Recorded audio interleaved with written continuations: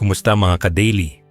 Sa videong ito, hihimayin natin ang isa sa pinakamainit na usapin sa ating ekonomiya ngayon, ang pag-abot ng palitan sa 60 pesos bawat isang dollar. All-time low ito mga ka-daily, ibig sabihin pinakamababang halaga ng peso kontra dollar sa buong kasaysayan. Yung iba ay walang pakialam dito o hindi pinapansin, pero isa itong nakakabahalang issue sa ekonomiya ng ating bansa. Pag-uusapan natin ang mahahalagang aral na magsisilbing mapa mo sa gitna ng mahal na bilihin at pabago-bagong mundo ng finance. Kaya naman, siguraduhin mong tapusin ang videong ito hanggang sa huli dahil sa dulo ay tatalakayin natin ang pinakamahalagang information at aral na magbabago sa iyong pananaw at magbibigay sa iyo ng tunay na bentahe sa pagpapalago ng iyong yaman.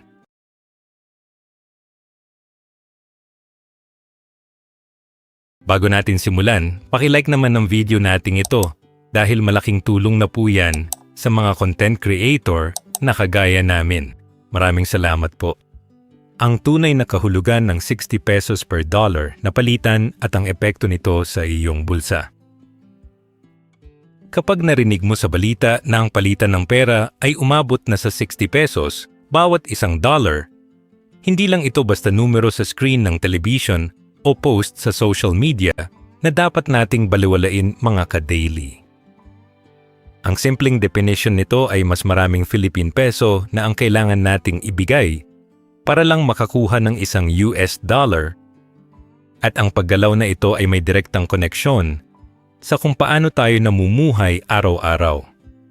Isipin mo na ang piso natin ay parang isang tool o kasangkapan na ginagamit natin para kumuha ng mga kailangan natin mula sa ibang bansa, at kapag humihina ang palitan, ibig sabihin ay nababawasan ang talim o bigat ng kasangkapang hawak natin. Hindi ito usapin ng sino ang mas sikat na bansa, kundi usapin ito ng tunay na halaga ng pinagpaguran mong sahod at kung hanggang saan ito makakarating kapag bumili ka na ng mga pangangailangan mo sa palengke o grocery store. Mahalagang maunawaan natin na ang bawat pag-akyat ng dollar ay may katumbas na hamon sa ating kakayahan na mapanatili ang kalidad ng buhay na nakasanayan natin. Kaya naman dapat tayong maging handa at mulat sa katotohanan ito. Ang pinakaramdam na epekto nito sa atin ay ang paghina ng ating tinatawag na purchasing power o ang kakayahan ng pera mo na bumili ng parehong dami ng produkto gaya ng dati. Kung dati ay sapat na ang 60 pesos para sa isang particular na merienda o gamit, na ngayon ay baka kulang na ito dahil ang mga sangkap o raw materials na ginamit sa paggawa ng produktong iyon ay binibili gamit ang dollar sa pandaigdigang merkado. Ibig sabihin mga ka-daily, kahit hindi nagbabago ang bilang ng pera sa wallet mo, sa realidad ay parang nababawasan ito dahil lumiliit ang halaga nito sa labas ng bansa. Ito ang dahilan kung bakit pakiramdam natin ay laging bitin ang budget kahit wala naman tayong binabago sa ating mga binibili dahil ang piso natin ay unti-unting nawawalan ng lakas laban sa mga imported na bilihin. Kailangan nating tanggapin na sa ganitong sitwasyon, ang pagiging matalino sa paghawak ng bawat sentimo ay hindi na lang isang option, kundi isang survival skill na dapat nating seryosohin para hindi tayo malubog sa hirap. Sa aspeto naman ng global context, dapat nating malaman na ang lakas ng US dollar ay madalas na nanggagaling sa mga desisyon ng US Federal Reserve at sa takbo ng ekonomiya ng Amerika na itinuturing na pinakamalaki sa buong mundo. Kapag nagtataas sila ng interest rates doon, mas maraming investors ang nahihikayat na ilagay ang pera nila sa dollar, kaya lalong tumataas ang demand nito at nagiging mas mahal kumpara sa ating piso.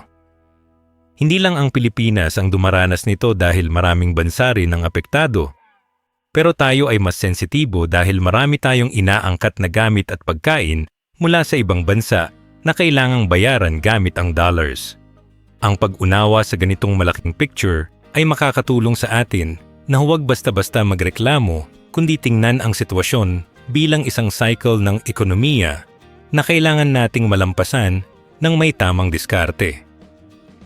Bilang mga ka-daily, ang kaalaman sa kung bakit ito nangyayari ay nagbibigay sa atin ng kapangyarihan na gumawa ng mas tamang desisyon para sa ating pamilya at hindi lang basta sumunod sa agos ng takot. Kung titingnan natin ang kasaysayan at gagawa tayo ng historical comparison, makikita natin na ang mga ganitong crisis sa palitan ng pera ay nangyari na noon at laging may pattern na sinusunod ang ekonomiya. Noong mga nakaraang panahon ng matinding financial crisis, nakita rin nating bumagsak ang halaga ng piso, pero ang mahalagang aral dito ay ang pagbangon at kung paano tayo nag-adjust bilang isang nasyon at bilang individual. Ang pag-aaral sa nakaraan ay hindi para manakot, kundi para magsilbing gabay, na ang bawat pagbaba ay may kasunod na pag-angat basta't tama ang mga pulisya at disiplina na ipinapatupad natin sa ating sarili. Huwag nating isipin na ito na ang katapusan, kundi isipin natin ito bilang isang yugto kung saan kailangan nating maging mas matatag at mas mapanuri sa kung paano natin pinapatakbo ang ating sariling mga finances. Ang kasaysayan ay nagpapatunay na ang mga taong handa at may sapat na impormasyon ang siyang laging nakakalabas na mas malakas pagkatapos ng anumang pagsubok sa ekonomiya. Sa huli mga ka-daily, ang psychological impact ng ganitong balita ay madalas na nagdudulot ng takot at panik sa nakararami. Pero ang pinakamahalagang aral dito ay ang pananatiling kalmado at lohikal sa bawat galaw natin. Kapag ang tao ay natatakot, madalas silang gumagawa ng mga maling desisyon gaya ng panic buying o kaya naman ay basta-bastang pag-utang na lalong nagpapalala sa sitwasyon. Imbes na matakot sa 60 pesos per dollar, gamitin natin itong motivation para mas maging masipag, mas maging matipid, at mas humanap ng paraan kung paano madagdagan ang ating income o kita. Ang ating emosyon ay dapat nating kontrolin dahil ang ekonomiya ay hindi tumitigil para sa ating nararamdaman. Kaya mas mabuting ituon ang ating lakas sa mga bagay na kaya nating kontrolin gaya ng ating paggastos at pag-iipon.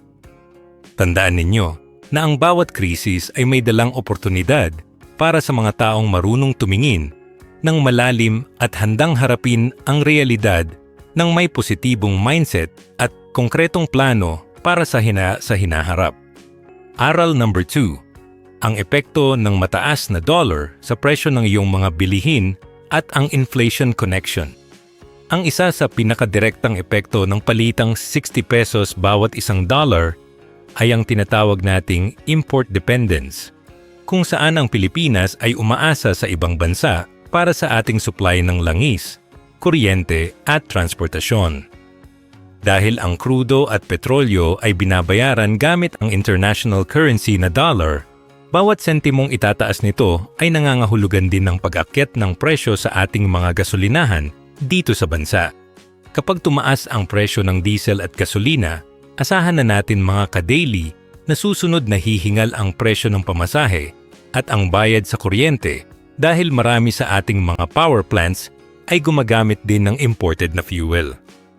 Hindi ito nagtatapos sa sasakyan lang dahil ang bawat produktong dinadala sa iyong lokal na palengke ay nangangailangan ng transportation, kaya ang bawat pag-akyat ng dollar ay may domino effect na tatama hanggang sa dulo ng ating mga resibo. Ang pag-unawa sa koneksyong ito ay mahalaga para hindi tayo mabigla kung bakit biglang nag-iba ang presyo ng mga serbisyong dati ay abot kaya naman nating bayaran. Pagdating naman sa ating food security, ang mahal na dollar ay isang malaking hamon dahil marami sa ating kinakain gaya ng bigas, trigo para sa tinapay, at mga imported na sangkap ay nagiging mas mahal ang puhunan. Kahit sabihin nating may lokal tayong ani, ang mga abono o fertilizer na ginagamit ng ating mga magsasaka ay madalas na imported din, kaya tumataas din ang gastos sa pagpapatanim at pag-aani ng ating sariling pagkain. Ibig sabihin nito mga ka-daily, ang presyo ng isang pirasong tinapay o isang kilong bigas ay hindi lang nakadepende sa panahon, kundi nakatali rin sa lakas ng dollar sa pandaigdigang merkado.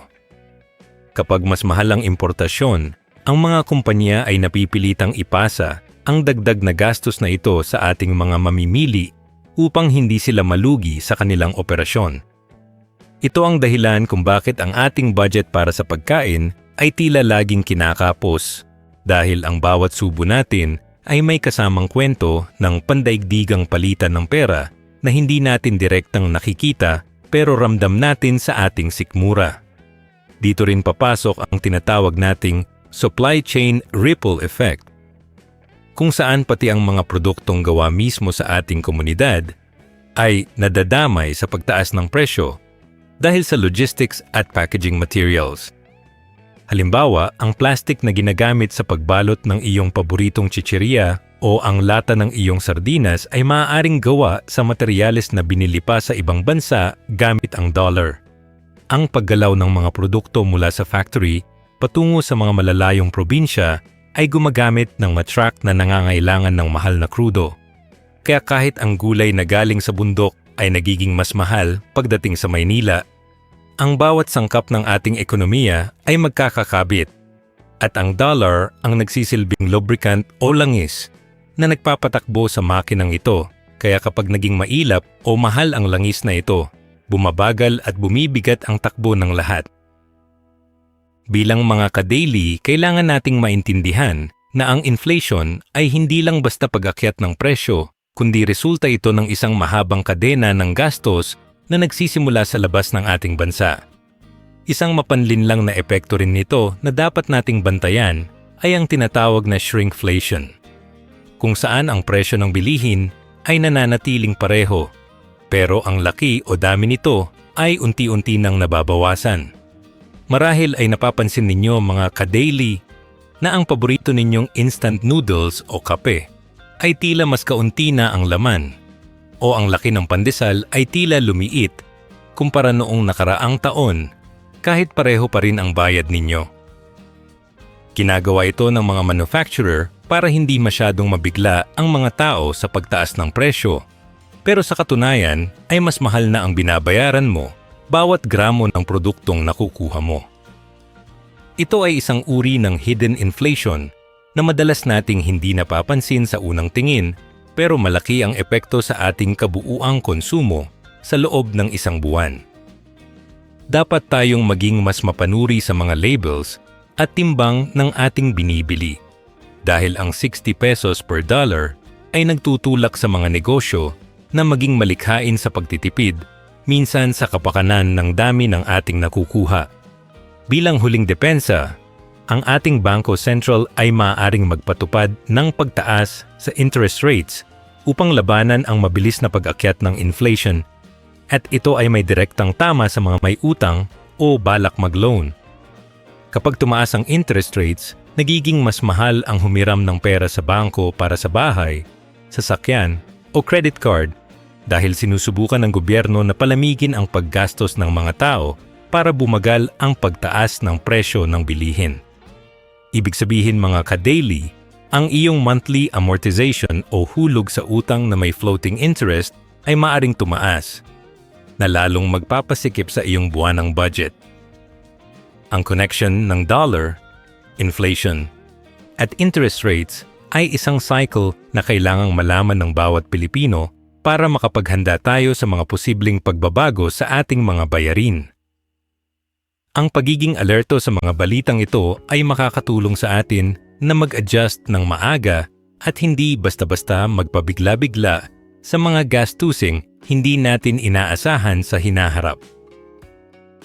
Number 3. Ang panig ng mga OFW at exporters at ang katotohanan sa likod ng silver lining. Sa unang tingin, ang palitang 60 pesos bawat isang dollar ay tila isang malaking blessing para sa ating mga kababayan na tumatanggap ng remittance boost mula sa mga kamag-anak sa abroad.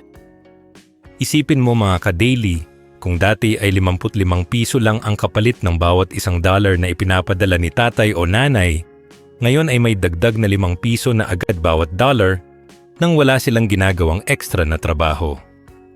Ang ganitong pag-akyat ay nagbibigay ng pakiramdam na mas marami tayong hawak na pera at mas malayo ang mararating ng perang pinaghirapan sa ibang bansa kapag ipinambayad na ng kuryente o tuition fee. Ito ang dahilan kung bakit marami ang natutuwa tuwing nakikita ang balitang humihina ang piso. Dahil sa bawat transaction sa pera padala, ay tila may instant bonus na dumarating sa bulsa ng pamilyang Pilipino. Ngunit kailangan nating tignan ng mas malalim kung sapat nga ba ang dagdag na ito para masabing mas guminhawa ang buhay ng ating mga mahal sa buhay. Dito na papasok ang tinatawag nating illusion of wealth dahil bagamat mas marami ang hawak nating piso, hindi ibig sabihin nito ay agad tayong yayaman sa gitna ng krisis. Ang masaklap na katotohanan mga ka-daily ay kasabay ng pagtaas ng palitan ng dollar ay ang mabilis ding pag-akyat ng presyo ng mga bilihin sa loob ng ating bansa. Kung ang dagdag na palit sa iyong dollar ay 10%, pero ang itinaas naman ng presyo ng bigas, asukal at kuryente ay 15%, sa huli ay mas maliit pa rin ang tunay na halaga ng perang hawak mo. Ang silver lining na ito ay madalas na nakakain lang ng inflation, kaya ang pakiramdam na marami kang pera ay pansamantala lamang hanggang sa makarating ka na sa counter ng grocery. Mahalagang huwag tayong magpadala sa emotion at isiping okay lang na humina ang piso dahil ang bawat dagdag sa palitan ay may katapat na dagdag gasto sa ating pang-araw-araw na pangangailangan.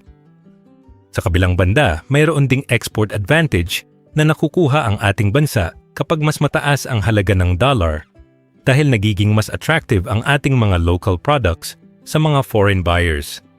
Kapag ang ating mga produktong gawa sa Pilipinas gaya ng furniture, prutas o handicraft ay nagiging mas mura para sa mga dayuhan dahil sa mahinang piso, mas marami silang gustong bilhin mula sa atin.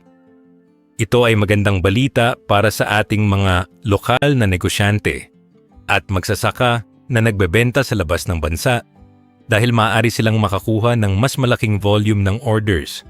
Gayunpaman, kailangang balansehin ito dahil kung ang mga materyales na ginamit sa paggawa ng produktong iyon ay imported din, mababawasan din ang kikitain nilang profit sa huli. Bilang mga ka-daily, dapat nating maunawaan na ang competition sa pandaigdigang merkado ay isang laro ng tamang presyo at kalidad, at ang palitan ng pera ay isa lamang sa mga salik na nagpapatakbo rito. Maging ang ating BPO industry o ang mga call center ay nakikinabang din sa sitwasyong ito dahil ang kanilang mga kliyente ay nagbabayad sa dollar habang ang kanilang operasyon at sahod ng mga empleyado ay binabayaran sa piso. Ibig sabihin, mas lumalaki ang kita ng mga kumpanyang ito dito sa Pilipinas kapag mataas ang dollar na maaaring magresulta sa mas maraming trabaho at mas magandang bonuses para sa ating mga manggagawa dahil mas mura para sa mga foreign companies na mag-outsource dito sa atin kapag 60 pesos ang palitan, mas gaganahan silang mag-expand at kumuha ng mas maraming talentong Pilipino. Ito ang isa sa mga matibay na haligi ng ating ekonomiya na sumasalo sa atin tuwing may paghina ang ating local currency dahil tuloy-tuloy ang pasok ng dollar na nagbibigay ng buhay sa ating lokal na komunidad.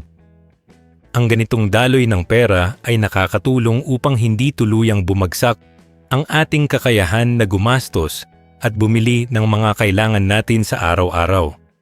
Huwag din nating kalimutan ang tourism potential ng Pilipinas na lalong lumalakas kapag mas sulit ang pera ng mga turista pagdating nila sa ating mga dalampasigan at pasyalan. Para sa isang dayuhan, ang kanilang $100 ay mas malayo ang mararating ngayon sa Boracay o Palawan kumpara noong 55 piso lang ang palitan, kaya mas maeengganyo silang bumisita rito. Ang pagdagsa ng mga turista ay nangangahulugan ng mas maraming benta para sa mga maliliit na resort, mga tour guide, at pati na sa mga nagbebenta ng pasalubong sa tabi ng kalsada. Bagamat may mga hamon ang mahal na dollar, ang mga aspetong ito ang nagbibigay ng balanse at pag-asa na may mga sektor pa rin tayong maaasahan para mapanatiling buhay ang ating ekonomiya. Bilang mga ka-daily, ang pag-intindi sa magkabilang panig ng sitwasyong ito ay magbibigay sa atin ng mas malawak na pananaw kung paano tayo dapat mag-adjust at maghanap ng mga oportunidad sa gitna ng pabago-bagong mundo ng finance. Bakit mahalagang maunawaan ito at ang kaalaman bilang tunay na kapangyarihan? Sa panahong abot na sa 60 pesos ang palitan ng dollar, ang pag-unawa sa financial literacy ay hindi na lang isang option para sa mga mayayaman kundi isa ng survival skill para sa ating lahat mga ka-daily. Marami sa atin ang nasanay na iasa sa swerte o sa diskarte sa araw-araw ang ating budget, pero sa ganitong kalaking paggalaw ng ekonomiya, kailangan nating intindihin ang macroeconomics o ang malawakang galaw ng pera sa mundo. Kapag alam mo kung bakit tumataas ang presyo at kung paano naaapektuhan ng global market ang iyong pitaka, hindi ka basta-basta magpapanik or mawawalan ng pag-asa dahil alam mo ang pinanggagalingan ng problema. Ang pag-aaral kung paano gumagalaw ang pera ay parang paghawak ng mapa sa gitna ng isang madilim na kagubatan. Kahit mahirap ang daan, alam mo kung saan ka papunta at kung ano ang mga dapat mong iwasan. Ito ang unang hakbang para hindi tayo maging biktima ng sitwasyon, kundi maging liyamado sa pagpapatakbo ng ating sariling buhay. Ang tamang preparation ay nagmumula sa sapat na impormasyon, at ang pag-unawa sa dollar rate ay nagsisilbing gabay sa tamang timing ng iyong mga gastos o investments. Kung alam mong may pressure sa palitan ng piso, maaari mong mapagplanuhan kung kailan ang tamang oras para bumili ng mahahalagang gamit o kung kailan mas mabuting magtabi muna ng pondo para sa mas malaking oportunidad sa hinaharap. Maraming tao ang nagkakamali dahil bumibili sila sa maling oras o kaya naman ay nagbebenta ng kanilang assets sa gitna ng takot na nagreresulta sa mas malaking lugi sa kanilang panig. Bilang mga ka-daily, ang pagiging handa ay nangangahulugan ng pagkakaroon ng malinaw na pananaw sa kung ano ang mangyayari sa susunod na 6 na buwan hanggang 1 taon base sa mga datos na nakikita natin sa kasalukuyan.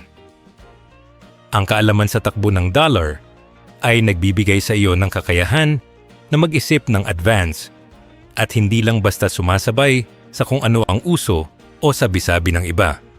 Dahil dito, kailangan nating gawin ang budget realignment o ang pag-aayos ng ating buwanang listahan ng gastos bago pa man tayo tuluyang maubusan ng pondo sa gitna ng mahal na bilihin.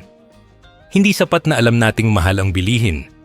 Kailangan nating maging agresibo sa pag-adjust ng ating lifestyle para umangkop sa bagong realidad ng ating ekonomiya.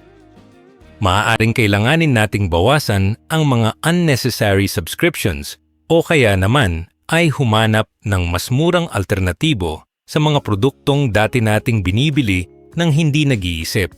Ang pag-align ng budget ay parang pag-aayos ng layag ng isang barko kapag malakas ang hangin. Kailangan nating mag-adjust para hindi tayo itangay ng agos o kaya naman ay lumubog sa utang. Tandaan ninyo mga ka-daily na ang bawat pisong matitipid mo ngayon dahil sa tamang pagpaplano ay magsisilbing proteksyon mo kapag lalong naging hamon ang sitwasyon sa mga susunod na buwan.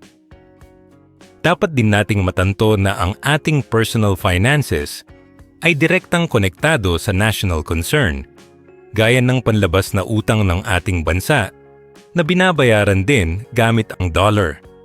Kapag tumataas ang palitan, mas lumalaki rin ang halaga ng utang ng Pilipinas sa ibang bansa na maaaring magresulta sa mas mataas na taxes o kaya naman ay mas maliit na budget para sa mga pampublikong serbisyo sa hinaharap. Bilang mga mamamayan, mahalagang alam natin ito para maging mas mapanuri tayo sa kung paano ginagamit ang pondo ng bayan at kung paano tayo makakatulong sa pagpapalakas ng ating sariling ekonomiya. Ang pagiging responsable sa sariling pera ay isang paraan din ng pagmamahal sa bayan. Dahil kapag ang bawat pamilyang Pilipino ay matatag ang pananalapi, mas nagiging matatag din ang ating bansa laban sa anumang krisis. Ang malasakit sa sariling bulsa ay may epekto sa kabuuan ng ating lipunan. Kaya huwag nating ihiwalay ang ating sarili sa usaping pambansa. Sa huli, ang pag-unawa sa sitwasyong ito ay nagtuturo sa atin ng critical thinking para makaiwas sa fake news at mag-focus lamang sa mga datos mula sa mga tunay na eksperto. Sa social media, marami ang nagkakalat ng maling impormasyon na nagpapalala lang ng takot at kalituhan sa ating mga kababayan tungkol sa tunay na estado ng ating piso at dollar. Bilang mga ka-daily, tungkulin nating maging mapanuri sa bawat nababasa natin at laging hanapin ang katotohanan sa likod ng mga headlines na mukhang clickbait lang. Ang taong may tamang impormasyon ay hindi basta-basta naloloko ng mga scam o mga mabilisang paraan ng pagpapayaman na madalas lumalabas tuwing may krisis sa ekonomiya. Ang pagtuon sa edukasyon at paghahanap ng tamang gabay ang siyang magliligtas sa atin sa mga maling desisyon na maaari nating pagsisihan sa huli. Kaya patuloy tayong mag-aral at maging mulat sa bawat kaganapan. Aral number 5. Disiplina sa paggastos at ang pagbabago ng ating mga nakasanayang habits. Sa gitna ng palitang 60 pesos bawat isang dollar, ang pinakamahalagang armas na hawak natin ay ang marunong kumilati sa pagkakaiba ng needs versus wants para sa ating pamilya. Marami sa atin ang nasanay sa mabilisang pagbili ng mga bagay na gusto lang nating makuha sa sandaling iyon. Pero sa ganitong panahon ng krisis, kailangan nating maging mas mahigpit sa pagpapasya kung ano ang tunay na kailangan para mabuhay. Ang pagpili sa mga pangunahing pangangailangan, gaya ng masustansyang pagkain, gamot, at pambayad sa kuryente, ay dapat laging nasa unang listahan bago ang anumang luho o panandaliang saya. Isang malaking hamon ito mga ka-daily dahil kailangan nating tanggapin na may mga bagay tayong dapat ipagpaliban muna upang masiguro na hindi tayo kakapusin sa mga susunod na araw. Ang pagiging disiplinado sa bawat pisong lalabas sa iyong pitaka ay ang pundasyon ng isang matatag na pundasyong pinansyal na hindi basta-basta matitibag ng anumang pagtaas ng presyo ng dollar. Isang malaking kalaban din natin sa panahong ito ay ang tinatawag na lifestyle inflation, kung saan ang ating paggastos ay sumasabay o humihigit pa sa ating kinikita tuwing nakakaramdam tayo ng kaunting ginhawa. Maraming pamilya ng OFW ang nagkakamali dahil kapag tumaas ang palit ng dollar, ay lalo ring dumadami ang kanilang mga orders sa online shopping o kaya ay mas madalas na silang kumain sa labas. Ang tamang diskarte mga ka-daily ay panatilihing simple ang pamumuhay kahit pa tila lumaki ang palitan ng perang hawak mo dahil ang sobrang pera ay dapat nating itabi para sa ating kinabukasan. Iwasan nating dagdagan ang ating mga bayarin tuwing may nakikita tayong kaunting extra sa ating budget dahil ang ekonomiya ay pabago-bago at hindi natin alam kung kailan ulit hihigpit ang situation. Ang pagpapanatili ng mababang cost of living ay magbibigay sa iyo ng mas malaking buffer o proteksyon laban sa anumang biglaang pagtaas ng presyo ng mga bilihin sa merkado. Para maiwasan ang padalos-dalos na desisyon, subukan nating ipatupad ang wait 24 hours rule bago tayo bumili ng anumang mamahaling gamit o mga bagong gadgets na nakikita natin sa internet. Kapag nakakita tayo ng isang item na gusto nating bilhin, madalas ay nadadala lang tayo ng emotion or ng magandang advertisement. Kaya ang pagpapalipas ng isang buong araw ay makakatulong para lumamig ang ating ulo at makapag-isip ng lohikal. Itanong mo sa sarili mo mga ka-daily kung ang bibilhin mo ba ay makakatulong sa iyong paglago o magiging pabigat lang ito sa iyong buwanang bayarin sa credit card o utang. Ang simpleng habit na ito ay makakatipid sa iyo ng libu-libong piso sa loob ng isang taon dahil mas marami kang maiiwasang impulse buying na hindi naman talaga nakakatulong sa iyong buhay. Ang pagtitimpi ay isang katangian ng mga taong tunay na mayaman dahil alam nila ang tunay na halaga ng bawat oras na ipinagtrabaho nila para kitain ang bawat piso. Kasabay ng disiplina sa pera ay ang energy conservation o ang matalinong pagtitipid sa kuryente at gasolina na direktang naaapektuhan ng mataas na palitan ng dollar. Dahil ang ating kuryente at krudo ay binabayaran gamit ang foreign currency, bawat oras na nakabukas ang aircon o bawat kilometrong itatakbo ng sasakyan ay may katumbas na mas malaking halaga ngayon kumpara noon. Bilang mga ka-daily, maaari tayong gumawa ng maliliit na hakbang sa loob ng ating tahanan gaya ng pagpatay ng ilaw kapag hindi ginagamit o ang pagpaplano ng ruta ng ating lakad para hindi masayang ang gasolina. Ang mga ganitong maliliit na pagbabago sa ating araw-araw na gawi ay magreresulta sa malaking kabawasan sa ating monthly bills na maaari nating ilaan sa iba pang mahahalagang bagay. Huwag nating maliitin ang epekto ng pagtitipid sa enerhiya dahil sa huli, ang bawat pisong hindi mo ibinayad sa kuryente ay pisong dagdag sa iyong ipon o emergency fund. Panghuli, ang pagyakap sa home cooking ay isa sa pinaka-practical na paraan para makatipid at mapanatiling malusog ang ating pamilya kaysa palaging umaasa sa delivery o pagkain sa labas. Ang mga restaurant at fast food chains ay kailangan ding magtaas ng presyo dahil sa mahal na sangkap at kuryente. Kaya mas sulit pa rin kung tayo mismo ang mamimili sa palengke at magluluto ng ating sariling pagkain.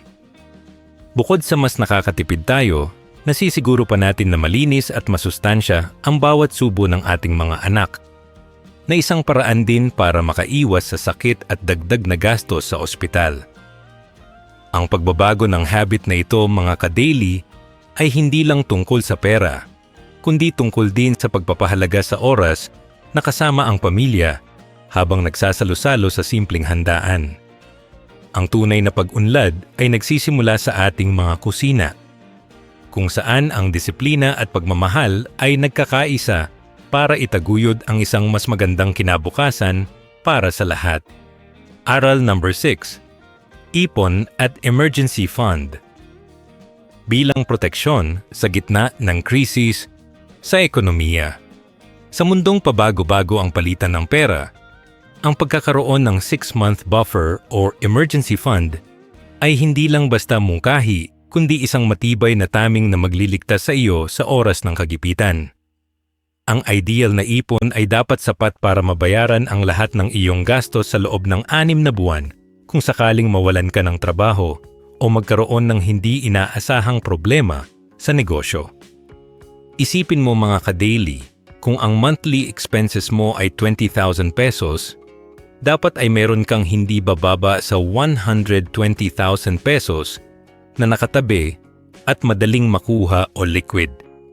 Ang perang ito ay hindi para pambili ng bagong cellphone or pang-vacation, kundi para sa mga tunay na emergency gaya ng pagkakasakit o biglaang pagkasira ng bahay. Kapag meron kang ganitong klaseng buffer, hindi ka basta-basta matataboy ng hangin ng krisis dahil alam mong meron kang sandigan na makakapagbigay sa iyo ng oras para makabangon muli.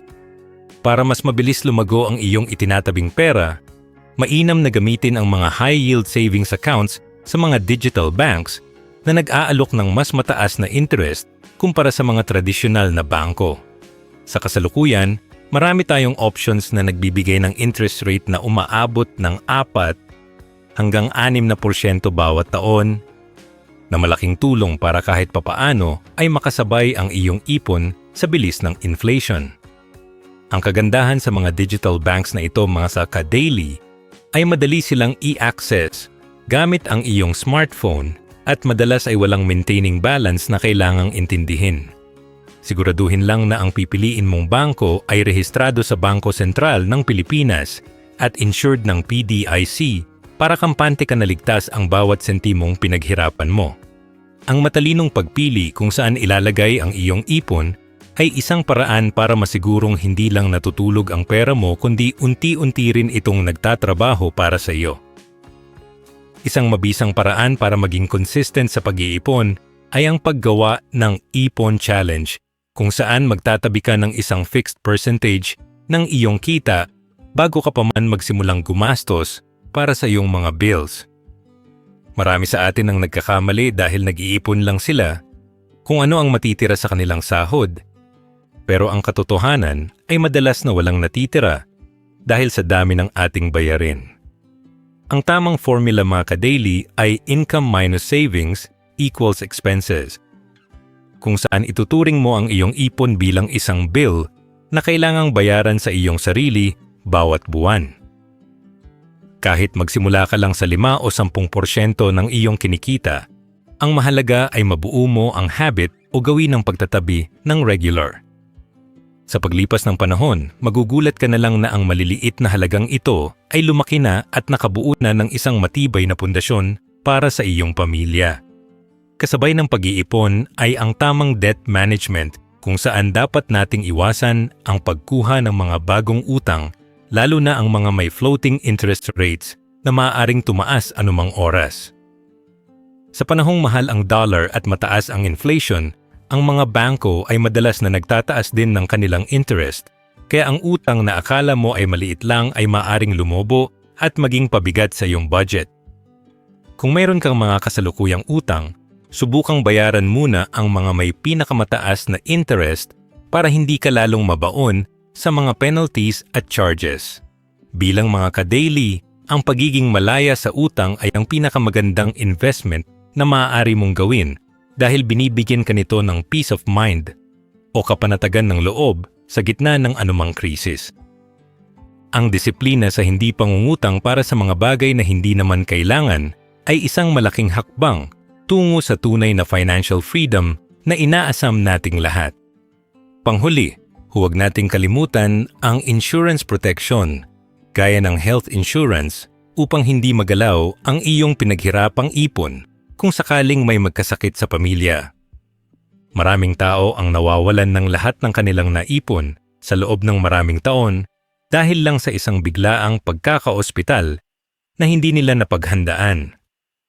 Ang pagkakaroon ng kahit simpleng HMO o kaya ay ang pagpapanatili ng iyong PhilHealth contributions ay isang uri ng investment na magsisilbing safety net mo sa oras ng pangangailangan. Isipin ninyo mga ka-daily, mas mabuting magbayad ng maliit na premium bawat buwan kaysa harapin ang milyon-milyong halaga ng hospital bills na maaaring sumira sa iyong mga pangarap. Ang proteksyon sa kalusugan ay proteksyon din sa iyong yaman, dahil ang iyong katawan ang iyong pangunahing makina para kumita ng dollar o piso, kaya dapat lang na ito ay ating ingatan at siguruhin. Aral number 7. Diversification ng investments at ang strategy para sa financial growth. Sa panahong abot sa 60 pesos ang palitan ng dollar, ang paglalagay ng lahat ng iyong itinatabing pera sa isang basket lang ay isang malaking risk na dapat mong iwasan mga ka-daily. Ang tinatawag nating dollar-denominated assets ay isa sa mga pinakamatalinong paraan para protektahan ang halaga ng iyong yaman habang humihina ang piso. Maaari kang mag-invest sa US stocks o kaya naman ay sa mga dollar mutual funds at unit investment trust funds o UITF na inaalok ng mga lokal nating bangko. Kapag ang pera mo ay naka-invest sa dollar, habang tumataas ang palitan nito laban sa piso, lalong lumalaki ang value ng iyong investment nang hindi mo kailangang dagdagan ang iyong puhunan. Ang ganitong diskarte ay nagsisilbing hedge o panangga para hindi tuluyang makain ng inflation ang iyong pinaghirapang pera dahil sumasabay ka sa paglakas ng pinakamakapangyarihang currency sa buong mundo. Hindi rin dapat mawala sa iyong listahan ang real estate strategy dahil ang lupa ay itinuturing na isa sa mga pinakamatibay na assets na hindi basta-basta bumabagsak ang halaga kahit may krisis. Sa katunayan, habang tumataas ang presyo ng mga bilihin, tumataas din ang appraisal value ng mga properties dahil ang materyales sa pagpapatayo ng bahay ay nagiging mas mahal. Bilang mga ka-daily, ang pagkakaroon ng sariling lupa o bahay sa mga probinsya gaya ng Nueva Ecija o Mindanao ay isang magandang long-term investment na maaari mong pakinabangan sa iyong retirement. Ang real estate ay hindi lang nagbibigay ng seguridad sa tirahan, kundi maaari rin itong pagkakitaan sa pamamagitan ng pagpaparenta o kaya naman ay pagbebenta nito pagkalipas ng ilang taon kapag mas mataas na ang presyo sa merkado. Ang pag-invest sa lupa ay parang pagtatanim ng isang puno na habang tumatagal ay lalong lumalaki at nagbibigay ng bunga para sa iyong buong pamilya. Isang oportunidad din ang makikita sa stock market bargains kung saan maaari kang bumili ng mga stocks ng mga matitibay na kumpanya sa Pilipinas habang mababa ang kanilang presyo dahil sa takot ng ibang investors. Maraming blue chip companies o yung mga subok na kumpanya sa bansa ang nagkakaroon ng pansamantalay pagbaba ng stock price tuwing may gulo sa ekonomiya, pero ang kanilang pundasyon ay nananatiling matatag. Bilang isang matalinong investor mga ka-daily, ang pagbili habang bagsak presyo ay isang paraan para makakuha ng mas maraming shares na lalago ng husto kapag bumalik na sa normal ang takbo ng ating piso. Huwag kang matakot sa pansamantalang pagbaba ng chart dahil ang stock market ay para sa mga taong may mahabang pasensya at malinaw na vision para sa susunod na 5 hanggang 10 taon. Ang mahalaga ay piliin mo ang mga kumpanyang may magandang track record at hindi basta-basta sumasabay sa hype o sabi-sabi lang sa social media. Bukod sa mga traditional investments, maaari mo ring ikalat ang iyong pondo sa gold and commodities na kilala bilang safe haven tuwing may krisis sa pera. Ang ginto ay hindi nawawalan ng halaga sa loob ng libu-libong taon at madalas itong tumataas ang presyo kapag ang mga tao ay nawawalan ng tiwala sa mga papel na pera gaya ng dollar o piso. Maaari kang bumili ng physical gold gaya ng alahas o gold bars, o kaya naman ay dumaan sa mga digital platforms na nagbibigay ng access sa gold trading nang hindi mo kailangang hawakan ang mismong ginto. Ang ganitong uri ng diversification ay nagbibigay sa iyo ng kapanatagan dahil alam mong meron kang asset na may intrinsic value o tunay na halaga sa kahit anong bansa ka man magpunta. Sa gitna ng inflation, ang pagkakaroon ng commodities sa iyong portfolio ay isang matalinong hakbang para masiguro na hindi zero ang iyong magiging resulta sa huli. Panghuli, huwag nating kalimutan ang pagbuo ng passive income streams gaya ng mga maliliit na negosyo o side hustles na nangangailangan lamang ng maliit na capital pero tuloy-tuloy ang pasok ng kita. Maaring ito ay isang maliit na rental business, isang vending machine, o kaya naman ay ang paglalagay ng pera sa mga kooperatiba na nagbibigay ng dividends bawat taon. Ang layunin dito mga ka-daily ay magkaroon ng iba't ibang daluyan ng pera para kung sakaling humina ang isa, mayroon ka pa ring inaasahan sa iba pang sources. Ang pagiging financially free ay hindi lang tungkol sa pagkakaroon ng isang malaking deposito sa bangko, kundi tungkol ito sa pagkakaroon ng maraming employees o mga investments na nagtatrabaho para sa iyo habang natutulog ka. Ang diversification ay ang sikreto ng mga matatagumpay na tao para mapanatili at mapalago ang kanilang yaman, anuman ang maging palitan ng dollar sa hinaharap. Aral number 8. Business growth at side hustles. Bilang daan tungo sa entrepreneurial mindset. Sa gitna ng palitang 60 pesos bawat isang dollar, isa sa pinakamalaking oportunidad para sa atin mga ka-daily ay ang pagpasok sa freelancing opportunities, kung saan maaari tayong kumita ng dollar o euro habang nasa loob lang ng ating bahay. Dahil humihina ang piso, ang bawat dollar na kikitain mo mula sa mga kliyente sa ibang bansa gaya ng Amerika, Europe o Australia ay may mas malaking katumbas na halaga pagdating sa iyong bank account dito sa Pilipinas.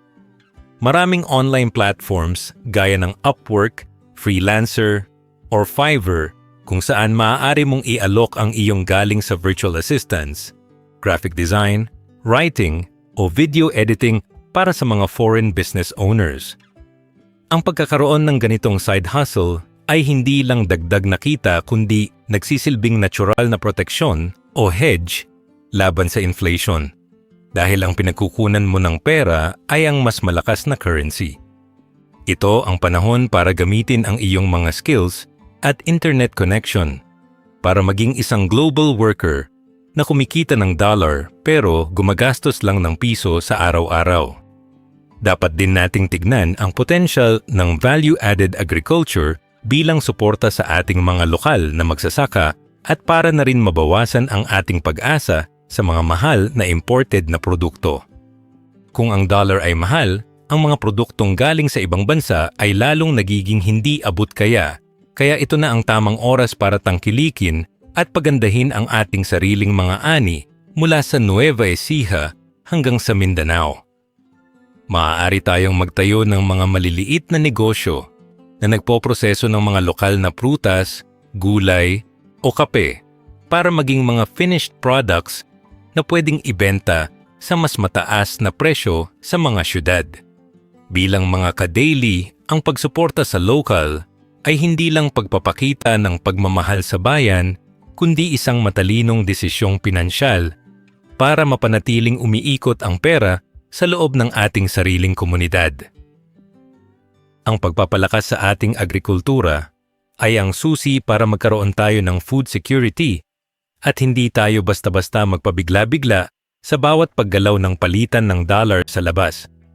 Isang mabisang diskarte rin sa negosyo ngayon ay ang niche marketing o ang paghahanap ng mga produkto at serbisyo na direktang solusyon sa problema ng mga tao ngayong mahal ang bilihin. Halimbawa, dahil mahal ang kuryente at gasolina, ang mga negosyong nag-aalok ng solar panels, energy-efficient appliances o mga serbisyong nakakatulong sa pagtitipid ay siguradong papatok sa masa. Huwag kang magbenta ng kung ano lang ang gusto mo, kundi magbenta ka ng kung ano ang kailangan ng iyong mga kapitbahay at kaibigan sa gitna ng hamon ng ekonomiya. Kapag ang iyong negosyo ay nakakatulong sa mga tao na makatipid o mas mapadali ang kanilang buhay sa gitna ng krisis, mas magiging tapat sila sa iyong brand at mas lalago ang iyong kita sa mahabang panahon. Ang pagiging mapagmatsyag sa paligid at ang pakikinig sa hinaing ng mga mamimili ang magbibigay sa iyo ng ideya kung anong side hustle ang tunay na magtatagumpay. Kailangan din nating gawin ang process optimization sa ating mga kasalukuyang small businesses para mabawasan ang mga unnecessary na gastos sa operasyon na lalong nagpapabigat sa ating puhunan. Sa panahong 60 pesos na ang dollar, bawat materyales na nasasayang o bawat oras na hindi produktibo ay may katumbas na lugi sa iyong bulsa dahil sa taas ng lahat ng bilihin. Suriin mong mabuti mga ka-daily kung saan ka pwedeng mag-cut ng cost nang hindi nababawasan ng kalidad ng iyong serbisyo, gaya ng paghahanap ng mas murang supplier o ang paggamit ng mas matipid na paraan ng pagpapadala ng iyong mga orders.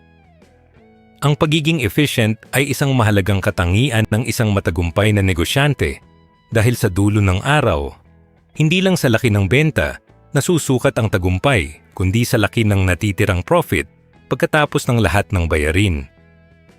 Ang bawat sentimong matitipid mo sa iyong operasyon ay direktang dagdag sa iyong emergency fund o kaya ay pondo para sa expansion ng iyong munting negosyo. Panghuli, huwag nating kalimutang gamitin ang digital transformation at ang mga libreng tools gaya ng artificial intelligence o AI at social media para mapalakas ang ating benta nang hindi gumagastos ng malaki sa ads.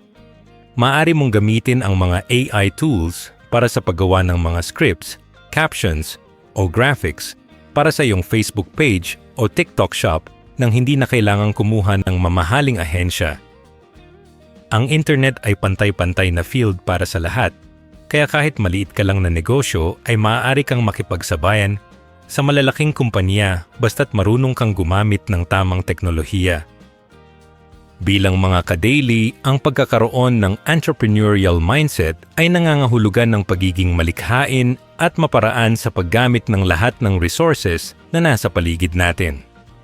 Ang krisis ay panandalian lamang para sa mga taong handang mag-aral, mag-adjust at gamitin ang bawat oportunidad para mapalago ang kanilang kabuhayan, anuman ang takbo ng dollar. Aral number 9. Personal growth at skill development. Bilang pinakamahalagang asset na hindi nananakaw. Sa gitna ng pabago-bagong palitan ng dollar at pagtaas ng presyo ng bilihin, ang upskilling o ang pagdagdag ng iyong kaalaman at abilidad ang tanging investment na hindi kailanman mananakaw ng inflation, mga ka-daily. Ang mga material na bagay gaya ng sasakyan o gadgets ay bumababa ang halaga sa paglipas ng panahon. Pero ang isang skill na natutunan mo gaya ng coding, digital marketing, o marunong mag-ayos ng mga solar panels ay lalong nagiging mahalaga habang nagbabago ang mundo. Isipin nyo, kapag mas marami kang kayang gawin, mas marami ring pinto ng oportunidad ang magbubukas para sa iyo sa loob at labas ng bansa, anuman ang takbo ng ating ekonomiya. Ang pagiging multi-skilled ay ang iyong best insurance policy dahil kahit anong kumpanya ang magsara o kahit gaano pa kahina ang piso, ang iyong galing ay laging may katapat na bayad. Huwag nating limitahan ang ating sarili sa kung ano lang ang alam natin ngayon, kundi patuloy tayong maging uhaw sa bagong kaalaman na makakatulong sa ating pag-asenso. Ang financial education ay dapat ituring na isang seryosong kurso sa ating buhay, kung saan ang pagbabasa ng mga libro at panonood ng mga educational videos ay nagiging bahagi na ng ating daily routine. Marami sa atin ang mas mabilis mag-scroll sa mga chismis o walang saysay na videos, pero ang katotohanan, mga ka-daily, ay ang mga taong naglalaan ng oras para intindihin ang stock market, real estate, at tamang pag-iipon ang siyang laging nakakalusot sa hirap. Hindi mo kailangang bumalik sa eskwelahan para matuto. Ang internet ay puno ng mga libreng tutorials at webinars na maaari mong panoorin habang nagpapahinga o habang nasa biyahe. Ang bawat impormasyong nakukuha mo tungkol sa tamang paghawak ng pera ay nagsisilbing sandata para hindi ka maloko ng mga mapagsamantalang tao o ng sarili mong maling emosyon sa paggastos. Ang karunungan ay liwanag sa gitna ng madilim na krisis. Kaya gawin nating habit ang pagpapatalas ng ating isipan araw-araw. Kasama sa ating paglago ang pagkakaroon ng emotional resilience o ang tibay ng loob na harapin ang anumang pagsubok sa ekonomiya nang hindi nawawalan ng pag-asa. Madaling sumuko kapag nakikita nating paubos na ang budget at pataas ng pataas ang dollar, pero kailangan nating tandaan na ang bawat krisis ay panandalian lamang at laging may katapusan. Ang taong matatag ang emosyon ay marunong mag-isip ng malinaw kahit nasa ilalim ng pressure, at hindi sila basta-basta nagpapadala sa takot na kumakalat sa paligid. Bilang mga ka-daily, ang pag-aalaga sa ating mental health at ang pagkakaroon ng positibong mindset ay kasing halaga ng pagkakaroon ng pera sa bangko para makagawa tayo ng tamang desisyon para sa ating pamilya. Ang tibay ng loob ay hindi ibig sabihin na wala kang takot, kundi ang kakayahan na magpatuloy at humanap ng paraan kahit na tila napakahirap na ng sitwasyon. Ang pagiging isang leader sa loob ng ating sariling tahanan o leadership at home ay mahalaga para magabayan ang ating pamilya sa paggawa ng mga tamang desisyong pinansyal ngayong mahal ang bilihin. Ikaw ang dapat magsilbing ehemplo sa iyong asawa at mga anak pagdating sa pagtitipid, pag-iipon, at pagpapahalaga sa bawat pisong pinaghirapan ninyo. Ipaliwanag mo sa kanila sa simpleng paraan kung bakit kailangang mag-adjust ng lifestyle at kung bakit mahalagang magtulungan ng lahat para makatawid sa hamon ng 60 pesos per dollar. Kapag ang buong pamilya ay nagkakaisa at may iisang layunin, mas madaling malampasan ang anumang hirap dahil hindi ka nag-iisa sa laban na ito. Ang iyong gabay bilang magulang o panganay ay magsisilbing pundasyon para lumaking matalino sa pera ang susunod na henerasyon na siyang tunay na tagumpay na maiiwan mo sa kanila. Panghuli, huwag nating kalimutan ang halaga ng networking o ang pakikipag-ugnayan sa mga taong may parehong layunin at positibong pananaw sa buhay gaya natin. Sabi nga nila, ang iyong network ay ang iyong net worth, kaya pumili ka ng mga kaibigan at kasamahan na nag-e-encourage sa iyo na mag-ipon, mag-invest at mag-grow sa iyong career. Iwasan ang mga taong puro reklamo lang ang alam at walang ginagawa para mapabuti ang kanilang kalagayan dahil ang kanilang negatibong enerhiya ay hihilalang sa iyo pababa. Bilang mga ka-daily, ang pakikihalubilo sa mga taong mas marami pang alam kaysa sa atin ay magbibigay ng inspirasyon at mga bagong ideya kung paano pa tayo pwedeng kumita at umunlad sa gitna ng krisis. Ang pagbabahagi ng kaalaman at pagtulong sa isa't isa ay ang pinakamabilis na paraan para lahat tayo ay makasurvive at magtagumpay anuman ang mangyari sa ating ekonomiya. Aral number 10, pagkakaisa at vision para sa kinabukasan.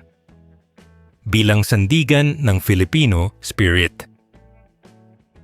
Sa gitna ng palitang 60 pesos bawat $1, ang pinakamabisang paraan para labanan ang hirap ay ang ating pagbabalik sa pagiging support local sa bawat aspeto ng ating pagkonsumo. Imbes na sa malalaking imported brands tayo laging bumili, mas mainam na suportahan natin ang ating kapitbahay na may maliit na negosyo o ang mga magsasaka sa ating lokal na palengke. Kapag ang bawat piso natin ay umiikot lang sa loob ng ating komunidad, mas mabilis nating natutulungan ang ating mga kababayan na magkaroon ng trabaho at kita kahit mahal ang bilihin sa labas.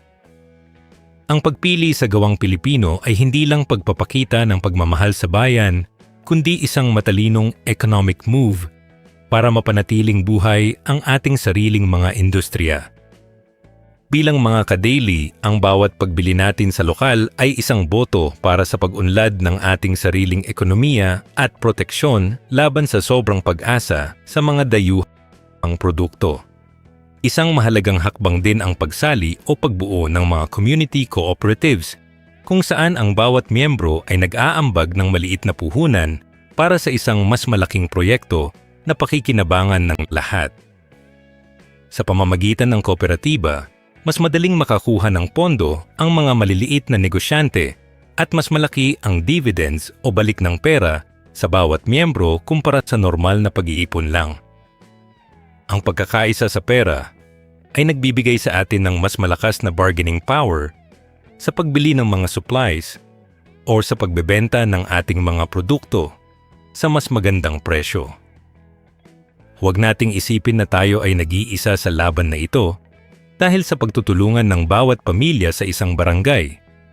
Mas madali nating malalampasan ang anumang hagupit ng inflation o pagtaas ng dollar. Ang Filipino spirit ng bayanihan ay ang ating lihim na armas na laging nagpapatatag sa atin anuman ang krisis na dumating sa ating bansa sa loob ng maraming dekada. Dapat din tayong magkaroon ng long-term thinking at wag lang mag-focus sa kung ano ang kakainin natin bukas o sa susunod na linggo kundi magplano para sa loob ng 5 to 10 years. Ang krisis sa ekonomiya ay parang ulan na lilipas din, kaya ang mahalaga ay meron tayong malinaw na vision kung nasaan na tayo pagkatapos ng bagyong ito. Gumawa ka ng plano para sa pag-aaral ng iyong mga anak, sa pagpapatayo ng iyong bahay, at sa iyong sariling retirement nang hindi umaasa sa swerte o sa tulong ng gobyerno lamang. Bilang mga ka-daily, ang taong may plano ay hindi madaling mawalan ng direksyon kahit pa mag 70 pesos pa ang palitan ng dollar sa hinaharap dahil alam niya ang kanyang mga prioridad. Ang pagtatanim ng mga binhi ng investment at education ngayon ay magbubunga ng isang masaganang anihan para sa iyong pamilya sa mga susunod na taon ng inyong buhay. Kasama sa ating vision ang patuloy na giving back o ang pagtulong sa mga mas nangangailangan kahit tayo mismo ay dumaranas din ng hirap sa gitna ng mahal na bilihin. Ang pagiging bukas palad ay naglalayo sa atin sa mindset ng kakulangan at naglalagay sa atin sa posisyon ng kasaganaan kung saan naniniwala tayong laging may darating na biyaya. Maaaring hindi ito sa anyo ng pera, kundi sa pagbabahagi ng iyong kaalaman tungkol sa financial literacy o pagbibigay ng moral support sa mga kaibigang nawawalan na ng pag-asa. Ang pagtulong sa iba ay nagbibigay ng kakaibang inspirasyon at lakas ng loob na magpatuloy dahil alam mong may saysay ang bawat sakripisyo mo para sa ikabubuti ng mas nakararami. Ang tunay na yaman ay nasusukat hindi lang sa dami ng dollar sa iyong account, kundi sa dami ng buhay na iyong natulungan at nabigyan ng pag-asa sa gitna ng kadiliman. Panghuli mga ka-daily, laging tandaan na ang Pilipino ay sadyang matatag at maparaan at ang 60 pesos per dollar ay isa lamang sa maraming pagsubok na ating malalampasan ng magkakasama. Huwag nating hayaang kainin ng takot ang ating mga pangarap dahil ang bawat hamon ay may dalang aral na magpapatapang at magpapatino sa atin sa paghawak ng ating kinabukasan. Manatili tayong positibo, maging disiplinado sa ating mga habits at laging humanap ng mga bagong paraan para lumago at umunlad anuman ang takbo ng pandaigdigang merkado.